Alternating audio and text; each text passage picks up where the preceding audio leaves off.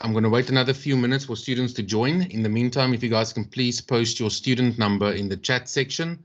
There's no link to the attendance register anymore. That is the attendance register, the chat section.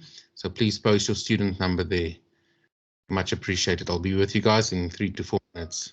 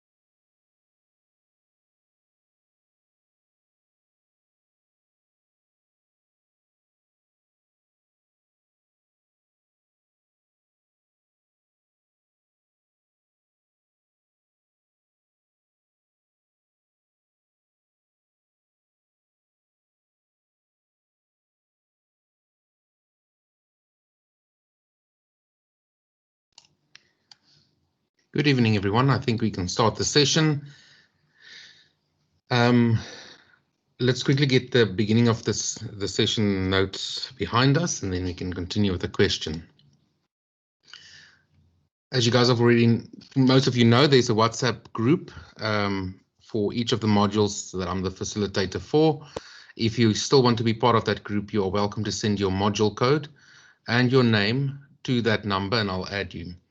Then one-on-one consultations. If you feel this forum is not addressing a specific matter that you might have, you are more than welcome to follow the link to the one-on-one consultations that will be posted in the chat section. If you can't find it or you don't understand, please send me a WhatsApp and I'll send the link to you as well. All you do is you log a query, I'll get notified, and then I'll arrange a time and date that is suitable for both of us, and we will have a consultation to discuss whatever problem it is that you have. Okay. Then I've addressed the one-on-one consultations, and then just again for the students that have joined now, to please post your student number in the chat section. That is our attendance register, and at the end of the session, please complete the session evaluation form. So guys, we've got a question that I would like to discuss with you tonight. So I've sent it over the WhatsApp group for those that are on the WhatsApp group. I'm going to post it in the chat section quickly, so that if you don't have it, you can just open it from there. Let me just quickly see if I do have the ability to do that from my side.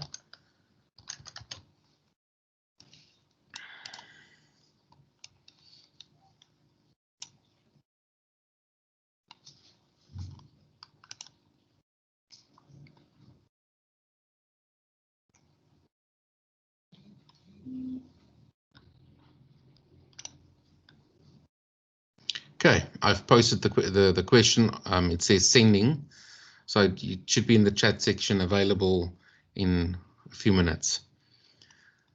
Before we start, are there any questions? So in the past few sessions, I've been discussing substantive procedures, and the key words that you should use and the main things that you should think of before you start a question. I did share those notes on the WhatsApp group. Very importantly, and the question that we're going to be focusing on tonight asks, and I'm not going to look at the answer, it's for discussion purposes. I want to make it practical for you, so that you can think of it, because not most of you, I don't know, I'm just guessing from university usually, my own personal experience. When I did auditing for the first time 11 years ago, it was a very new concept, and I had no practical application for the things that I was reading in a question. Yes, Kurt.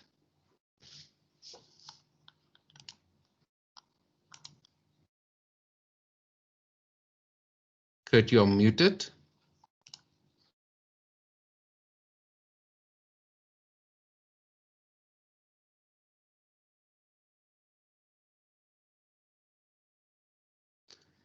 Everybody else can hear me. I just want to test. Yes, sir, we can hear you. Yes, Thanks. we can hear you. 100%, thanks. Okay. So the question that I'm going to be focusing on tonight, okay, back to what I wanted to say. So auditing might be a foreign concept to some of you. You understand what you are reading, but you haven't seen it in practice. You read of bank reconciliations, and you read of debtors age analysis and all those things. So for me personally, the best way to have studied auditing is to try and make it practical. If you read something that you're not familiar with, an audit step that the question says you must execute, or an internal control that they say might be effective, go Google that. And it sounds stupid, but that really helps. Go see what it is. You will walk into your first articles or whatever you plan on doing with auditing, and you will see these things firsthand, and then most of what you now learn in auditing will make sense. Where we say we use management representation, where they say we use an expert. When can you use an expert? Should you use management expert, our own expert, or a complete third-party expert? And what are the controls that you need to have, and what are the procedures that you need to follow to appoint that person? That you will see in practice, and it will become second nature. So what I want you to please focus on for the exam is the best way to pass this subject is by doing as many questions as possible, and make sure that you use the correct terminology. If there's a specific activity that you need to perform, give it a name. It must be a name that is associated with auditing. You are going to inspect. you're going to investigate, you're going to inspect, you're going to observe, you are going to reperform, do analytical procedures. All those things you are going to be doing. And then secondly, what's more important, also very important, you need to understand what is it that you are testing? What is it that you want to substantiate? Is it an account balance? Or is it a transaction at transaction level? Because they have different assertions. And some of them are completely the same. Like I said in the previous session, when we talk about inventory and we say completeness and we say existence, what does that mean? Get something practical to associate it with. If you think of a dealership, a Toyota dealership, and you have to do you have to do a completeness and existence test. What does that mean? You will receive a stock list from the system, and you will verify and inspect these vehicles to make sure that the vehicles on the list matches the vehicles on the floor. That will tell you that your list, the items on your list exists. It's in the system. It really does exist. It's there. Then you go to the floor and you inspect all the vehicles on the floor and you trace them back to your sheet, the sheet that you got from the system, and that will make sure that the stock sheet that you are using is complete. And there you've tested completeness and existence. Okay, guys, if you have a question, please unmute and ask the question. You are more than welcome to ask questions that if you want. Okay, let's move over to the question. Everybody's got the question?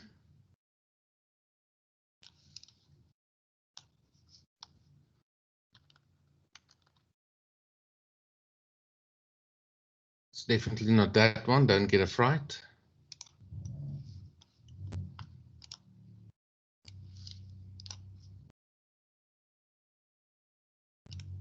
Okay.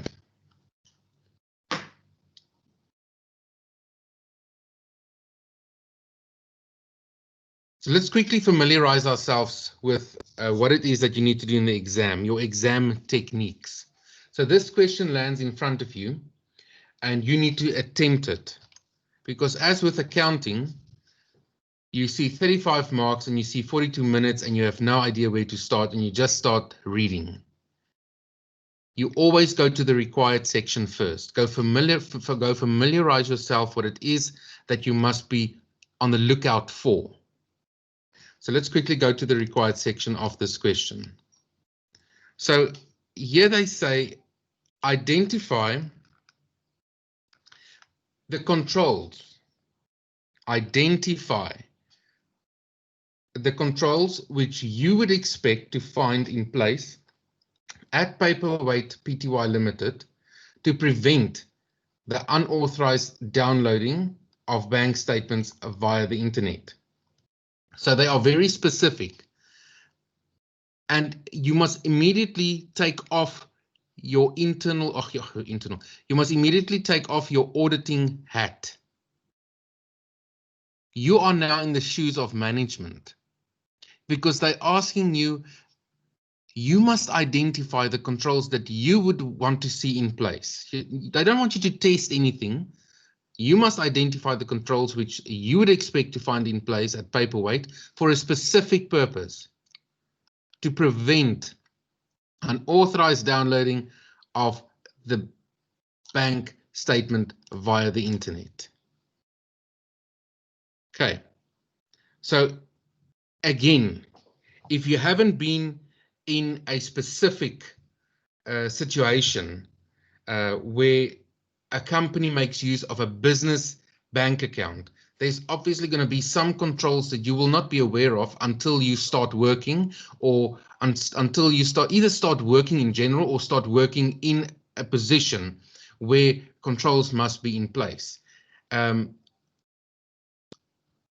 you must immediately think about reading the information now and putting your mind on what must I identify to prevent people, the wrong people, from getting access to the bank statement. So let's go read. Your firm holds the appointment of auditor of Paperweight Pty Limited at a company which sells paper of all kinds to printers, companies, stationery, shops, etc. You have been assigned to the audit of the revenue and receipts cycle for the year ended 31 May 2018. This will be the third year you will have worked on this audit and the revenue receipts in particular. Just pause there. I'm going to highlight risks as I go along. I know it might not be in the required, but these are auditing red lights that must already go off in your mind as you read information, because you need to start thinking like an auditor, and you need to start thinking and using what's the term that they like to use, professional skepticism. So things that might go wrong must always jump up in your mind, because the moment that you can identify something that can go wrong, you can identify an internal control that can prevent it from going wrong, and you can develop an audit procedure to test if internal control is in place. How would you make sure that that internal control work? So by identifying that risk, or that what can go wrong, you can immediately apply your mind in terms of developing, apologies for that, I almost knocked my mic off the table, and I'm explaining as everybody can see me. Now I lost my train of thought. Oh yeah, you identify the what can go wrong, and from that what can go wrong, you can develop an internal control to prevent it, like I said, and then an audit procedure to make sure that it doesn't happen, or that the internal control is effective and adequate in preventing that risk from realizing. So in that sentence, this will be the third year. The moment that you read that, when you've been auditing the same section of the same audit client for 3 years in a row, you have your inherent risk of missing something becomes quite high, or higher than in your first year, because in your first year you had to understand the business, you had to do more tests, you had to start trusting the client. So by your third year you can start relying on the client, which affects your objectivity, your independence, without you actually contravening anything on paper or doing anything wrong. In the way your mind is set is that Bob will not tell you a lie. He will explain variances and analytical procedures, or the results of analytical procedures, and you will believe him where you shouldn't have. Your reliance, the increase in reliance that you will place on what the audit client has got to say increases, and that increases the audit risk. So that third year would have been something that was a highlight or red light to me. And you have come to, and exactly, here we go. And you have come to respect Montezuma, the accounts receivable manager,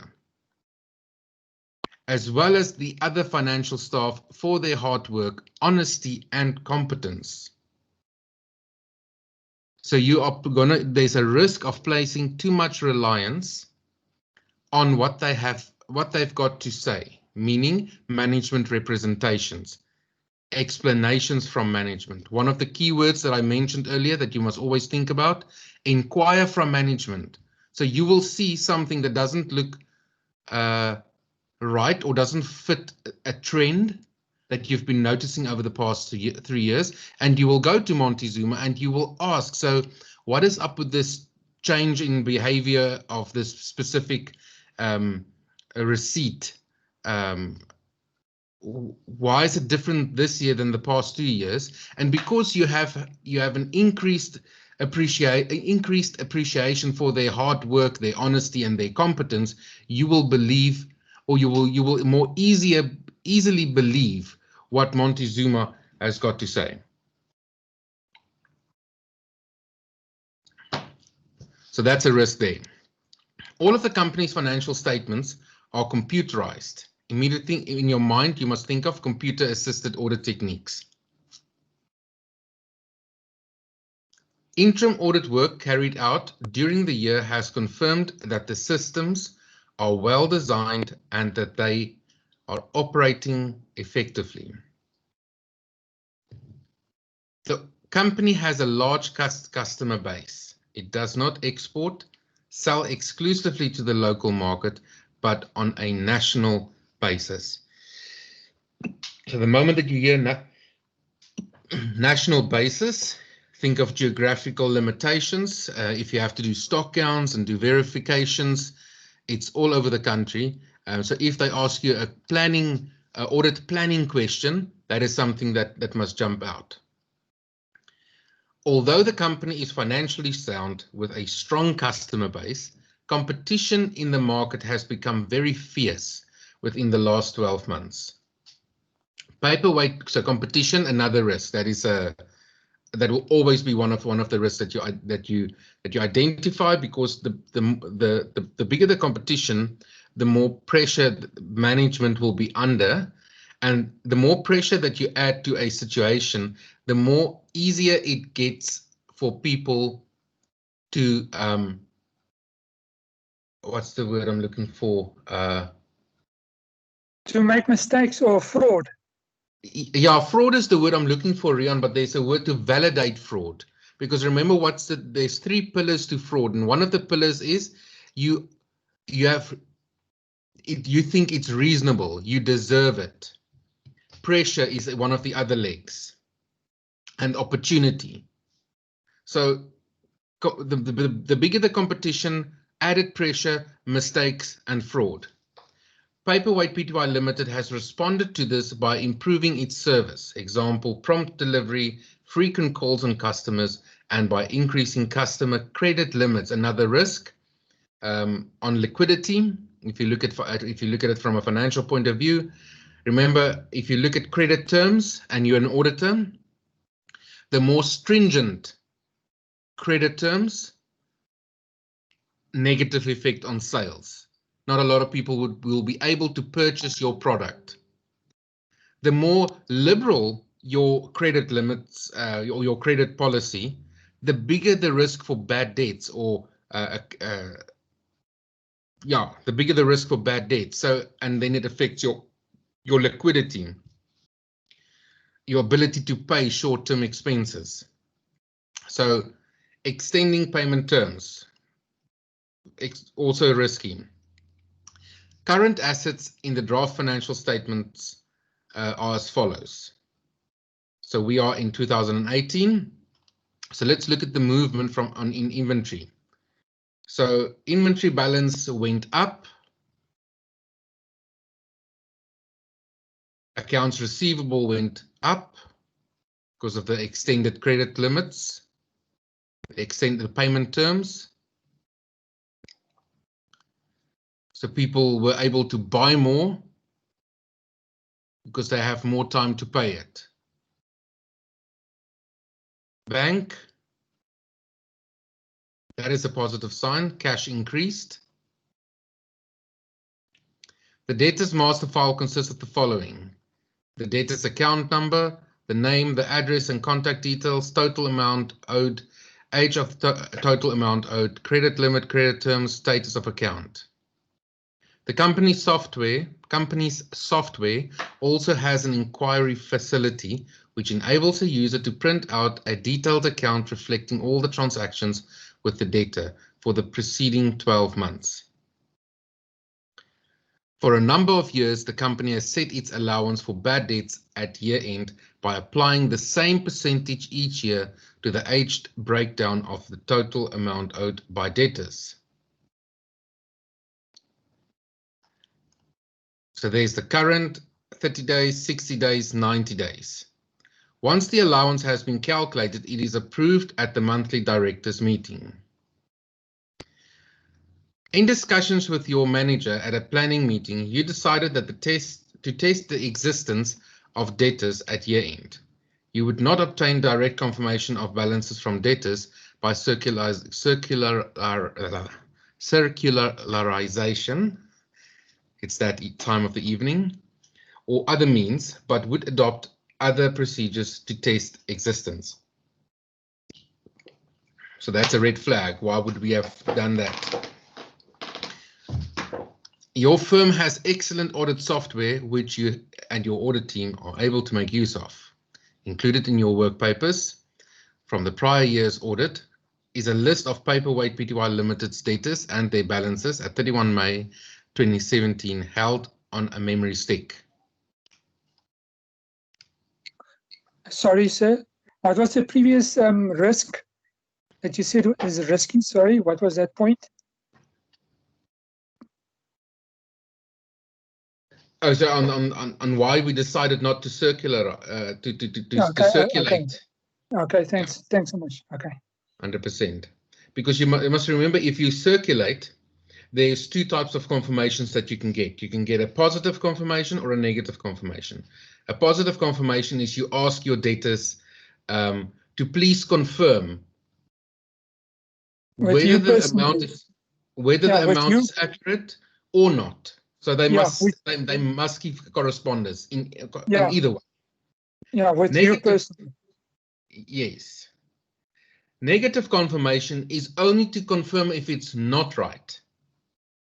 So if they are not in agreement, they must notify you. That's a negative confirmation.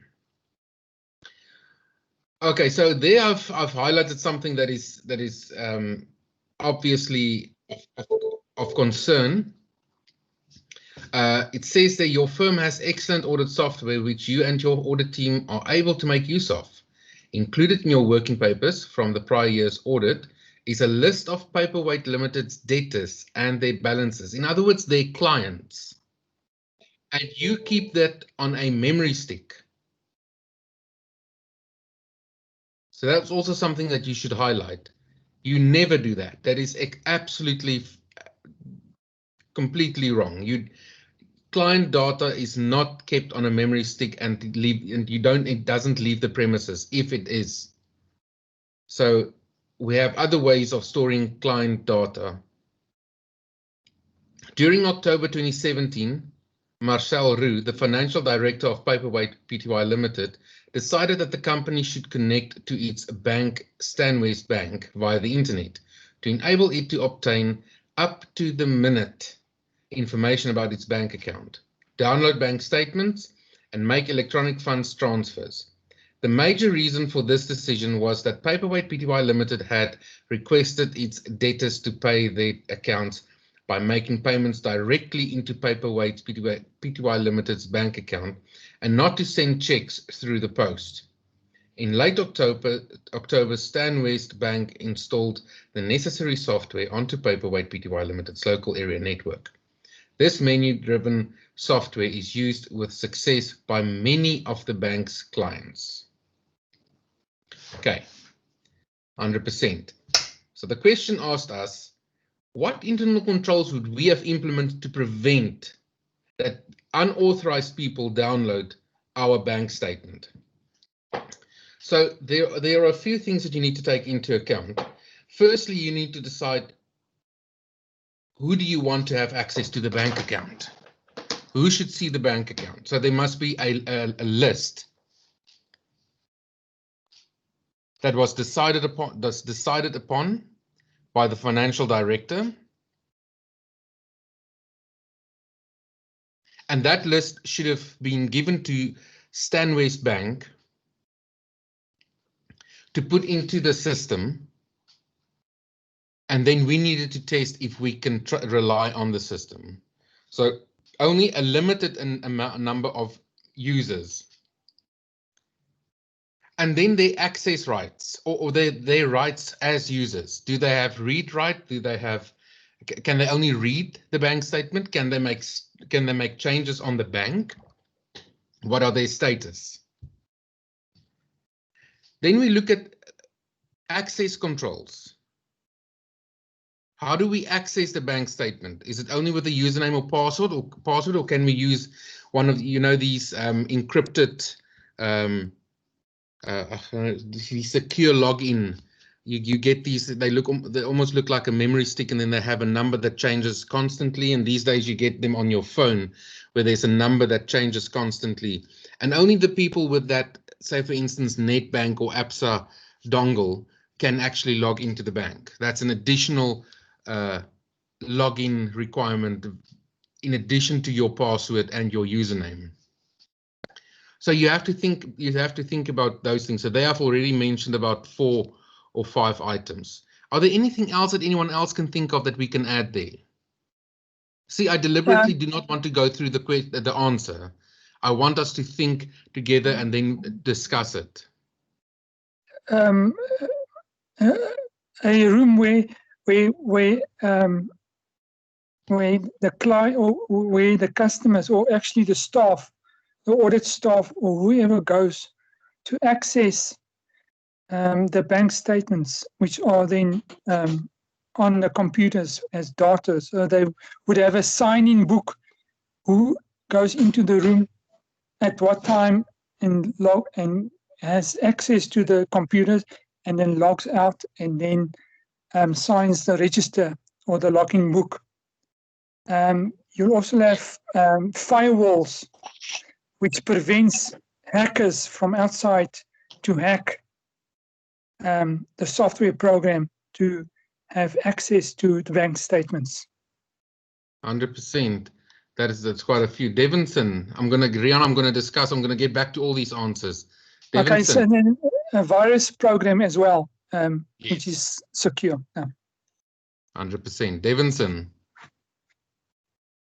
You could have a time lock type thing. So basically, that the program would only be accessible during certain hours of the day.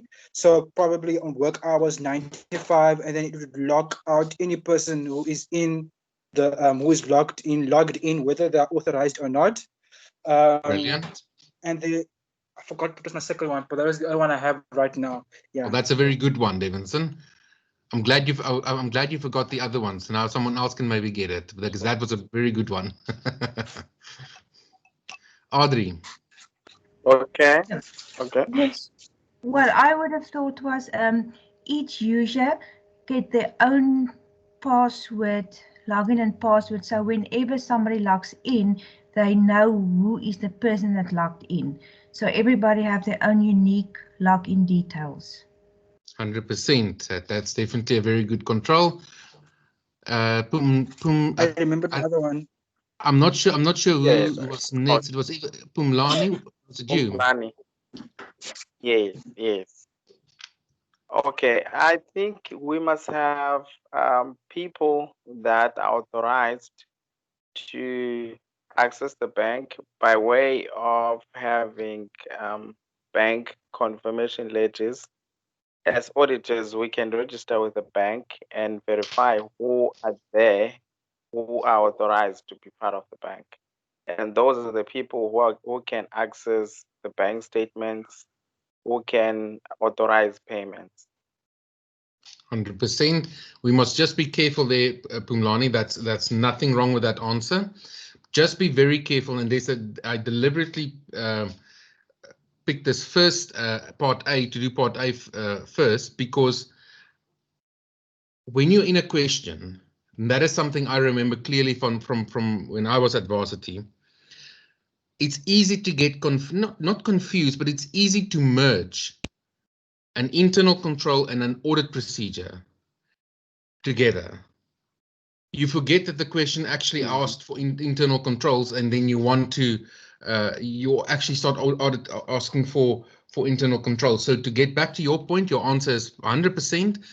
So there must be a document that was approved by the, say for instance, the financial director, containing the list of people that's got access to the bank and what their level of authorization is on the bank side. So yes, definitely.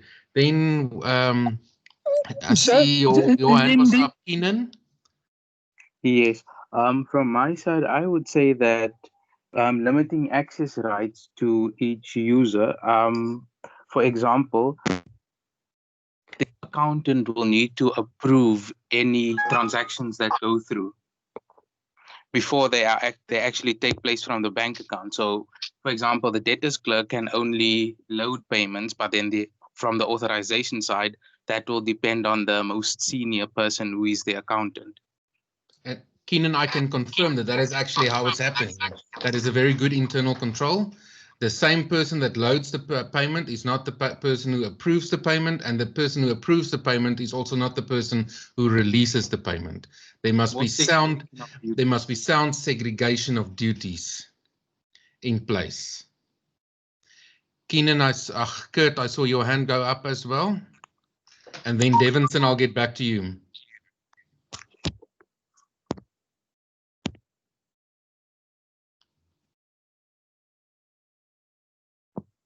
Kurt, can you hear me? Sorry, I was speaking to myself again, Charles. 100%. My controls tonight are not in place. I would say as a preventative control, every time unauthorized user access the banking system, a notification is sent either to the financial director, or even these days banking apps are so that the bank actually gets a notification and informs the client. But yeah. Definitely, that is something we can put in place. Thanks, Kurt. Davinson?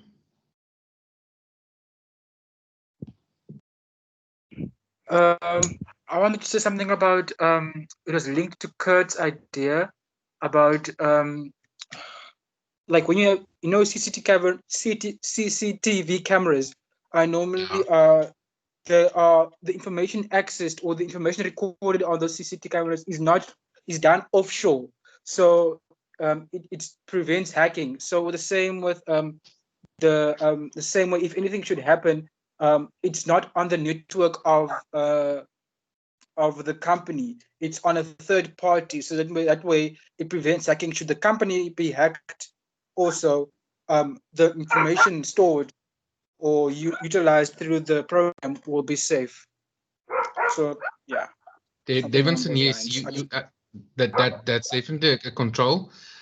Something that's linked a bit further to that is also to something that Rian said earlier, is that yes, we can keep the computer, the specific computer in a specific room or whatever, but we must also, whenever you think of internal controls, think about it in a logical way, because you also do not want to pull the business function down with too stringent internal controls. So you must always be on the lookout because sometimes we want to develop internal control upon internal control upon internal control, that we're so sure that it will happen absolutely no fraud, but I can promise you then there will also happen absolutely no business.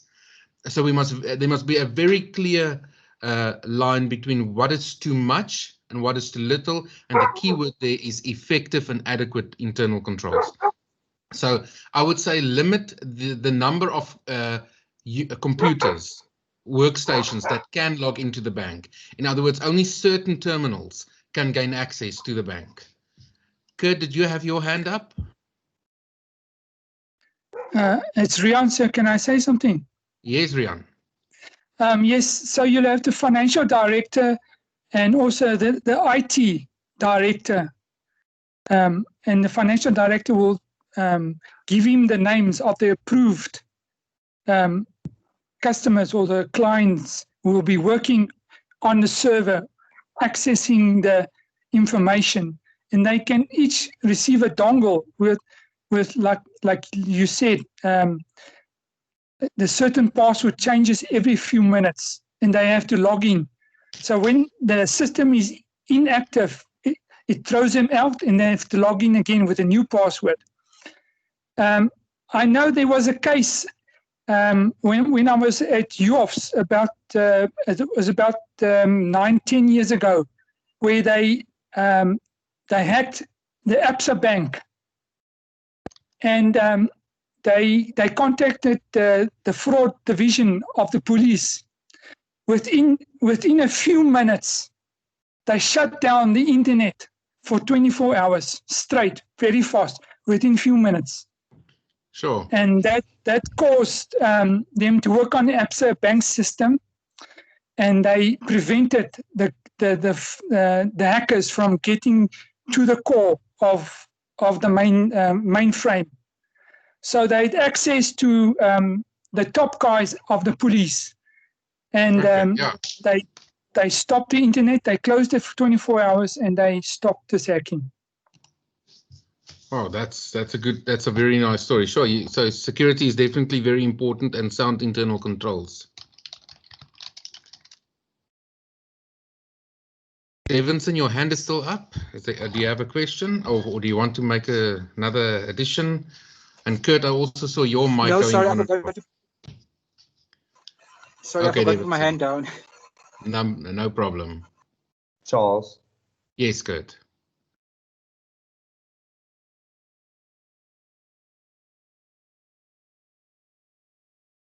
Kurt, can you still hear me? I just wanted to say, yes, I can hear you. Can you hear me? I'm having some bad network problems on my side. It doesn't seem to want to be fixed. So I'm going to, unfortunately, leave the session now, Charles. I will do this question in my own time and go back to the video after the session. 100%. Thanks, man. Thanks, Kurt. Bye-bye. Okay, guys, I think that addressed that. I want us to go through the question again, and then part B is also very, very important, and then part C, I think we will do an additional session that I'm going to try and arrange. Time is just not on my side, and I would like us to have more consulting sessions. So please have a look out on the WhatsApp group. If you're not part of the WhatsApp group yet, please send me your name and module code, and I'll add you to that WhatsApp group so that we can make sure that you guys get notified when I have time to arrange a consultation session. Part B is exactly something that I suspected that they would ask. So here they say, discuss the risk, very important, discuss the risk of material misstatement pertaining to accounts receivable as reflected in the 31 May 2018 financial statement based on information given.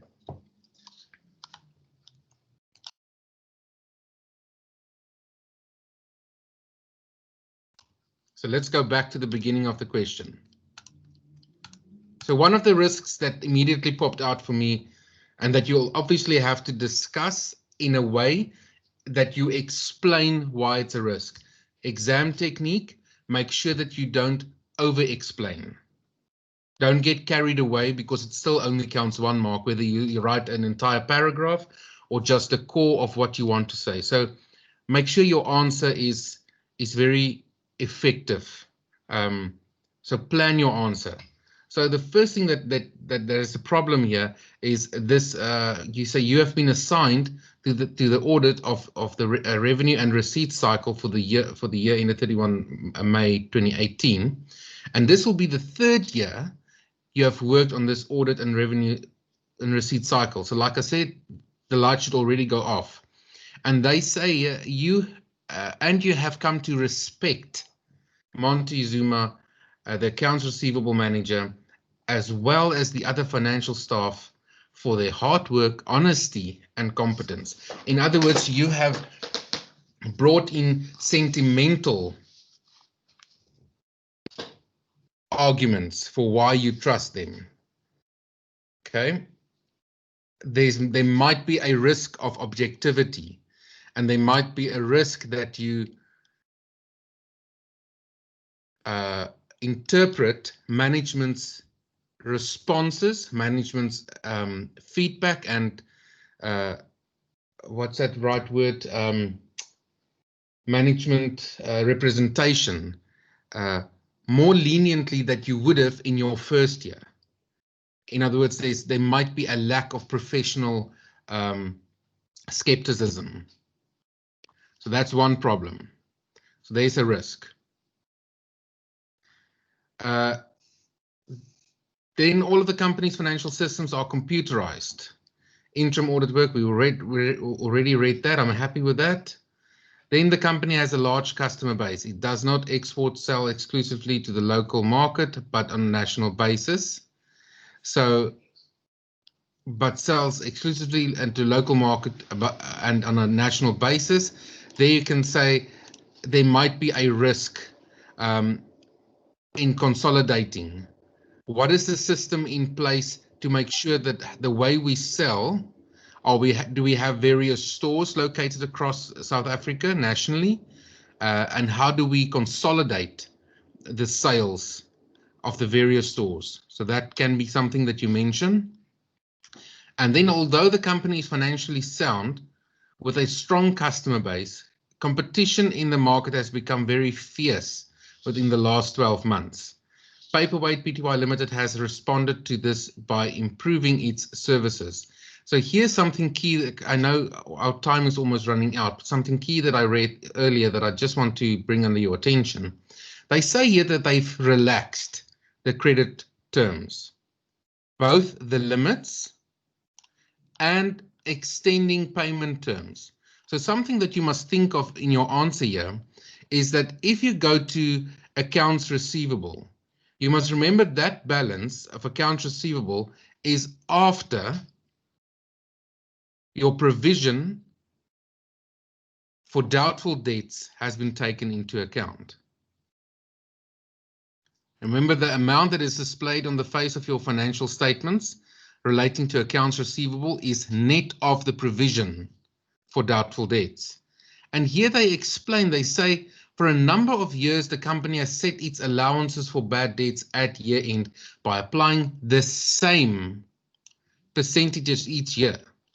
Okay, so the problem I have with that is that if you look at the current age analysis, this age analysis will look quite different this year than from the previous year because we've relaxed the payment terms. So there will be more people falling within the 60 days and more people falling within the 90 days and over, meaning that my provision for doubtful debts can be overstated.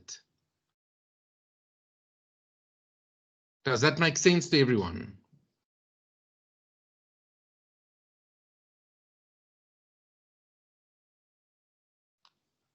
Increasing customer credit limits and extending payment terms.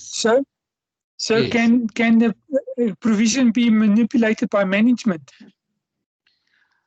It doesn't look like that, Rian, from the given information, because they say the same percentages as have been applied for each year, and you've been the auditor for 3 years already. So you will immediately know that if should they change the age analysis. So my bigger concern is the fact that they didn't change the age analysis, because if they changed the credit terms, they should take this into account. So there's definitely, they change the one side, but they don't change the other. So there might be a chance of a misstatement happening here. Material misstatement in the sales area because of increased competition. So we might recognize sales that we have not yet earned the revenue for. Transactions not entirely completed, yet we recognize the revenue. And then just as a last thing to think about is that this new system for paying has been introduced this year and has been it's been used with success by many of the bank's clients. It might be too soon to measure how successful this has been. It's a new system. With a new system, there's always inherent risks associated with it not working as intended and not giving the right results as we wanted it to give. So that might be a risk that you highlight and explain a bit more.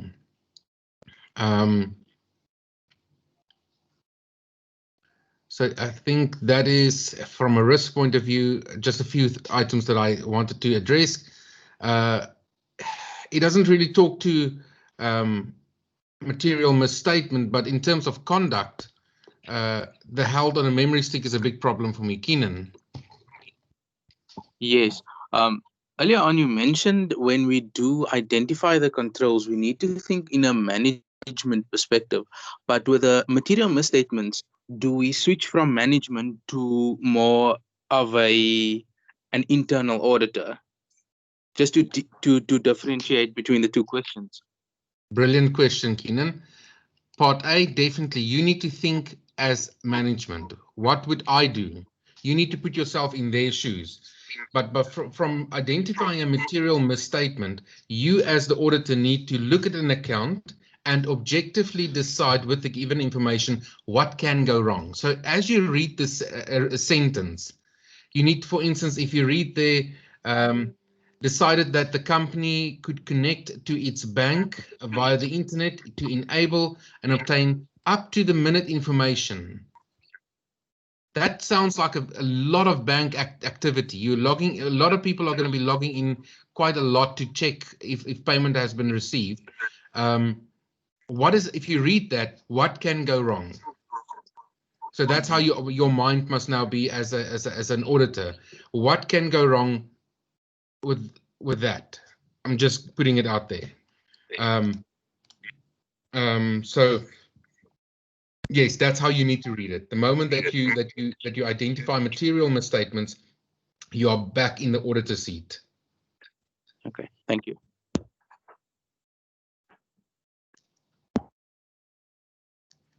%. Guys, I think I'm going to conclude the session there. I'm going to stay on for another 2 minutes. I have another session that starts at 8:30. If you would like to ask a few questions, please feel free. Otherwise, I do stress the fact that you guys should make use of the one-on-one sessions. If you don't have, if the link is not in the chat section, you can just send me a WhatsApp. I did post my WhatsApp number, I think, here earlier. I can't remember, but I'm posting it again. Please send me your name and module code, and I'll add you to the group. If you have any questions, you are more than welcome to send me a WhatsApp, and we can decide whether a consultation will be the best forum to address your concern.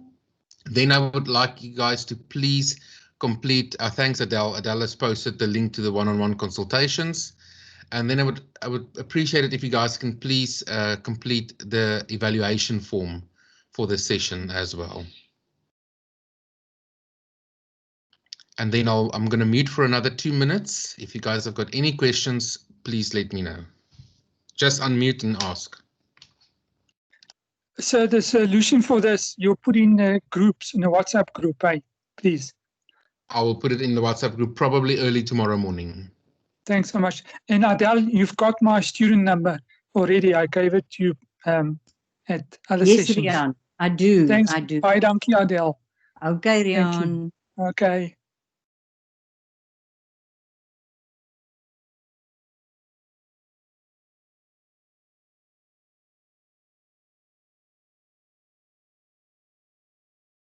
Yes, sir. And please also put the evaluation form in the WhatsApp group, please, because I can't respond in the chat or download the evaluation form, please.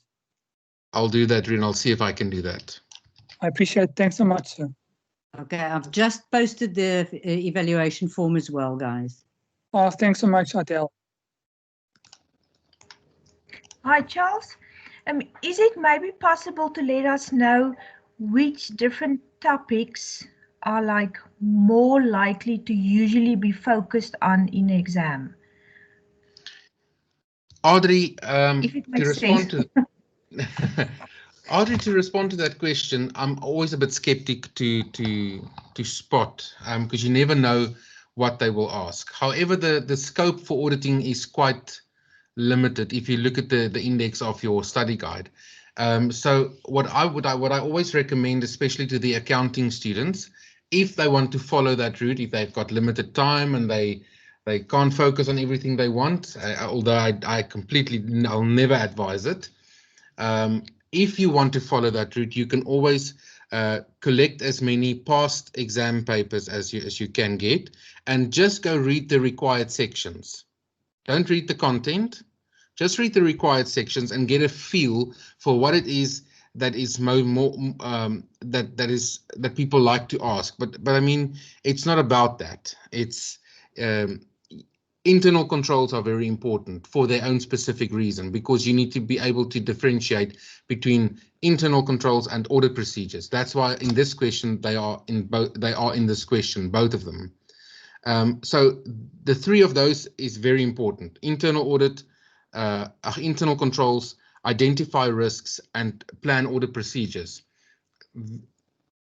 There's a guarantee that will almost always be in an auditing paper, because that is what auditing is all about. It's about evaluating internal controls, it's about developing them, it's about identifying risks, and it is about performing audit procedures. But then there can also be items that they ask that is not linked to that. So it's very difficult to spot, but auditing is not so wide. Especially the AUE3702 is not that wide. So I think to get to a topic would be quite easy to do. But I think if you follow that approach, maybe I think it'll be best if you get all the required sections. I hear what you're saying. Okay, no, that helps. Thank you, Charles. Thanks, guys. I did post the evaluation link in the WhatsApp group. It's also in this chat. If you guys can please complete that, I would appreciate it. And then I have to bid you guys farewell until the next session. I must attend to another session that starts right now. So if you've got any other questions, guys, please WhatsApp me and I'll try and attend as quickly as possible. Enjoy the evening, guys. Speak to you again. Thanks so much, sir. Thanks so much. Thank you, Adele. Thanks, guys. Enjoy the evening. You too. Bye. See you, Rian.